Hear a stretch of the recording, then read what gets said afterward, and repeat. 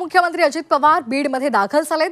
बीडमध्ये आज जिल्हा प्रशासकीय बैठकीचे आयोजन करण्यात आले आणि तसंच विविध कार्यक्रम सुद्धा होणार आहेत आणि त्यासाठी अजित पवार बीडमध्ये दाखल झालेत। अजित पवार यांच्या बैठकीला धनंजय मुंडे मात्र येणार नाहीयेत। अजित पवार आणि पंकजा मुंडे आज एकाच मंचावर पाहायला मिळणार आहेत। उपमुख्यमंत्री आणि बीडचे पालकमंत्री अजित पवार आज बीडमध्ये दाखल झालेले आहेत। या दौऱ्यादरम्यान ते विविध बैठका घेणार आहेत। मात्र त्यांच्या या दौऱ्याला धनंजय मुंडे यांनी दांडी मारली आहे।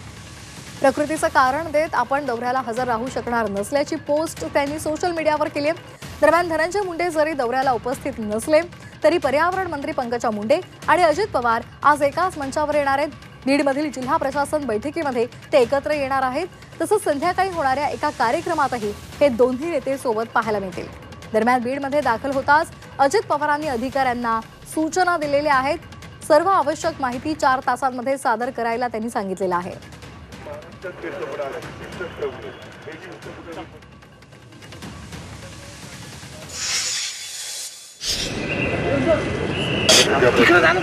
मला काय काय पाहिजे तर तुमच्या दुपारपासून परत मी सुरुवात केल्या त्याची माहिती नाही असं आत्ता ते तुम्हाला सांगतील 8:30 वाजले। तुम्हाला 4 तास मिळतात। त्या 4 तासात सगळी माहिती मला अप टू डेट मी मुद्दे दिले।